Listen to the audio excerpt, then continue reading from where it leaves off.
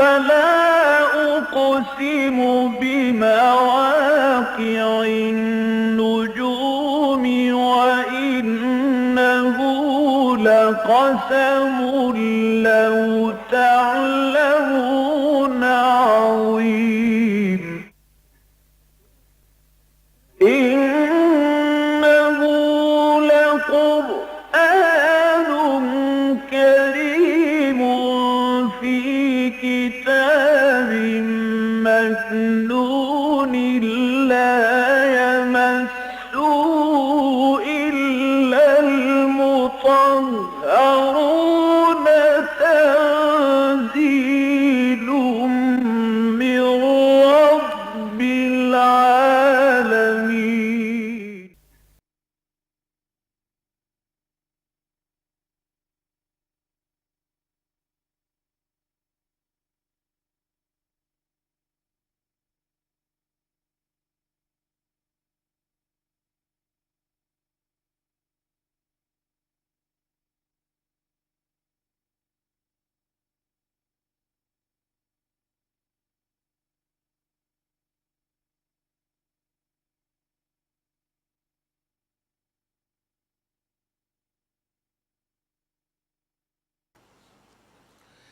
اعوذ باللہ من الشیطان الرجیم بسم اللہ الرحمن الرحیم یا ایہا الذین آمنوا لا تأکلوا الربا اضعافا مضاعفہ واتقوا اللہ لعلکم تفلحون واتقوا النار التي اعدت للکافرین واطیعوا اللہ والرسول لعلکم ترحمون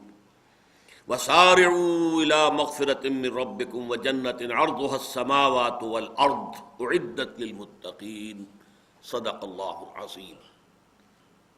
رب اشرح لی صدری ویسر لی امری واحلل عقدۃ من لسانی یفقہوا قولی. اللہم ربنا الہمنا رشدنا واعذنا من شرور انفسنا.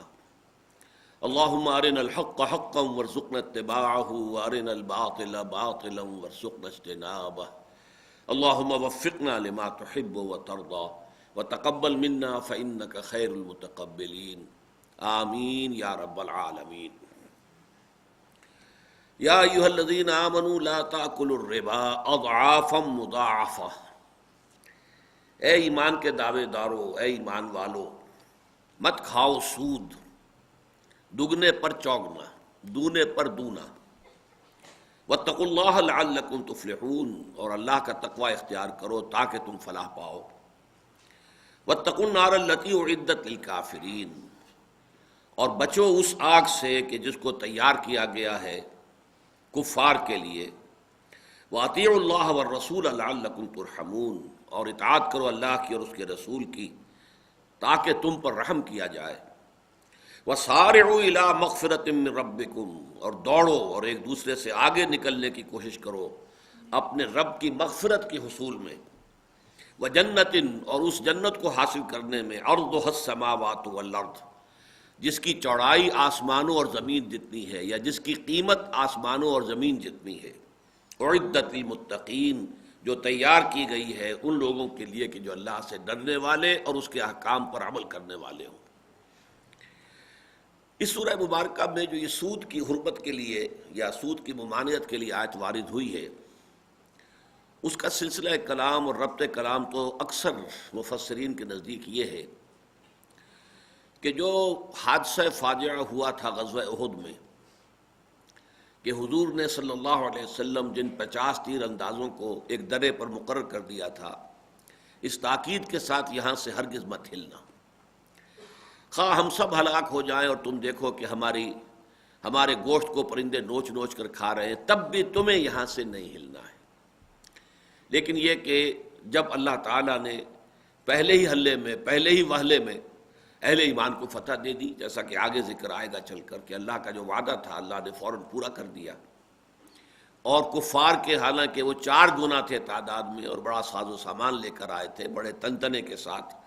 قدم اکھڑ گئے، وہ بھاگنے لگے. اور ظاہر بات ہے کہ جب کوئی فوج بھاگ رہی ہو تو پھر پیچھے لوگ ان کو گرفتار کرنے کے لیے کہ جتنوں کو گرفتار کر سکے کر لیں، یا یہ کہ پھر جو مال غنیمت ہے اس کو سمیٹنے کے لیے لوگ دوڑے. تو وہاں جو وہ تیر انداز تھے 50، انہوں نے ایک اختلاف کیا. انہوں نے کہا ہمیں بھی چلنا چاہیے، اب تو فتح ہو گئی. میرے نزدیک اس میں انہوں نے حضور کے حکم کی تعویل کر لی کہ حضور نے شکست کی صورت میں فرمایا تھا، یہاں تو فتح ہو گئی ہے، یہ میری تعویل ہے،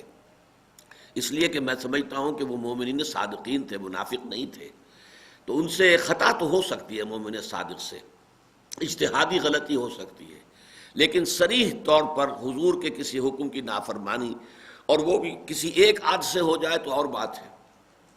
ان میں 40 یا 35 کے قریب جو ہے وہ اس نافرمانی کا ارتکاب کر لیں اجتماعی طور پر، وہ بہرحال مجھے جو بھی صحابہ کرام کا مقام و مرتبہ میری نگاہ میں ہے اس کے اعتبار سے وہ بات مناسب معلوم نہیں ہوتی، لیکن یہ کہ یہ ضرور محسوس ہوتا ہے کہ وہ مال کی ایک محبت جو فطری انسان کے اندر ہے، جو اسی سورہ مبارکہ میں آیت پڑھ چکے ہیں، زُيِّنَ لِلنَّاسِ حُبُّ الشَّهَوَاتِ مِنَ النِّسَاءِ وَالْبَنِينَ وَالْقَنَاطِيرِ الْمُقَنطَرَةِ مِنَ الذَّهَبِ وَالْفِضَّةِ وَالْخَيْلِ الْمُسَوَّمَةِ وَالْأَنْعَامِ وَالْحَرْثِ، یہ ساری چیزیں وہ ہیں، بیویوں کی محبت اور اولاد کی محبت، اور پھر یہ کہ مال و اسباب دنیاوی اور سونے اور چاندی کے ڈھیر وغیرہ وغیرہ، کھیتیاں ہوں اور بڑے عمدہ چوپائے ہوں، گھوڑے ہوں جو نشان زدہ ہوں، پیڈیگری والے، تو ان کی محبت انسان کی جبلت کے اندر موجود ہے، اس کی طبیعت کے اندر پلائی ہوئی ہے، تو اس کا کچھ ظہور اس طور سے ہوا کہ ہم جلد از جلد مال غنیمت جمع کر لیں۔ اکثر مورخین سے مجھے اس معاملے میں بھی اختلاف ہے، ان کے نزدیک اس غلطی کا سب سے بڑا سبب یہی تھا کہ لوگوں نے سمجھا کہ ہم مال جمع کر لیں گے تو وہ ہمارے قبضے میں آ جائے گا، حالانکہ میرے نزدیک یہ بات اس لیے قرین قیاس نہیں ہے کہ غزوہ بدر 1 سال پہلے ہو چکا، اس وقت تک تو کچھ معلوم نہیں تھا کہ مال غنیمت کے بارے میں کیا اللہ کا قانون ہے، اور پہلے دنیا میں یہی ہوتا آ رہا تھا، عرب کا رواج یہی تھا کہ جو جس کے ہتھے لگ گیا مال وہ اسی کا ہے، لہذا اس میں تو مسابقت سمجھ میں آتی ہے کہ دوڑو لب کو، مبادا کہ سارا مال غنیمت جو ہے وہ دوسرے لوگ جو ہے اس کے اوپر قابض ہو جائے، ہمارے ہاتھ میں کچھ نہ رہے، لیکن چونکہ غزوہ بدر کے بعد جو ہے مال غنیمت کا حکم تو آ چکا تھا کہ مال غنیمت جتنا بھی ہے کسی نے جمع کیا ہو نہ جمع کیا ہو اس سے کوئی سروکار نہیں، جتنا مال غنیمت ہوگا وہ پول کیا جائے گا، جمع کیا جائے گا، اس کا 5واں حصہ جو ہے وہ اسلامی ریاست کا ہے، اللہ اور اس کے رسول کے لیے ہے، وہ ریاست کے جو بھی فرائض ہیں، غرباء اور مساکین کی کفالت بھی ریاست کے فرائض میں شامل ہے،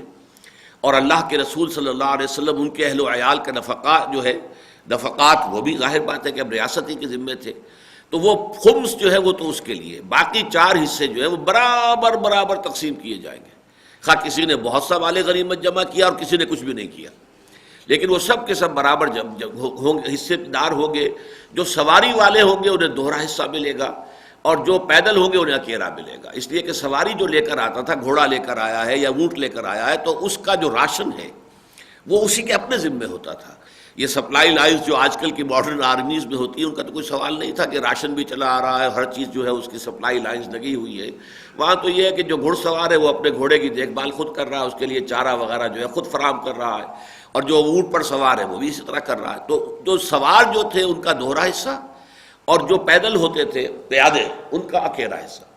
تو چونکہ یہ قانون بن چکا تھا لہذا میں یہ نہیں سمجھتا کہ اصل سبب یہ تھا، لیکن محسوس ہوتا ہے کہ مال غنیمت کی کوئی یوں سمجھیے کہ تحت الشعور کے اندر اس کی ایک جو ہے اہمیت ابھی لوگوں کے سامنے تھی، جس کی وجہ سے انہوں نے سمجھا کہ چلو اب تو فتح ہو گئی ہے، اب تو صرف غنیمت جمع ہی کرنا ہے نا، چلو ہم بھی آ کے حصہ لیتے ہیں، اور یہ بات اپنی جگہ پر معلوم ہے ہمیں کہ وہاں پر جن کو حضور نے کمانڈر مقرر کیا تھا، لوکل کمانڈر، وہ آخری وقت تک ڈٹے رہے کہ یہاں سے ہرگز مت ہلو اور حضور کے حکم کو یاد رکھو، اس کی پابندی کرو، تو یہ میں سمجھتا ہوں کہ چاہے انہوں نے حضور کے حکم کی تعویل کر لی ہو لیکن اپنے لوکل کمانڈر کے حکم کی یقیناً انہوں نے نافرمانی کی،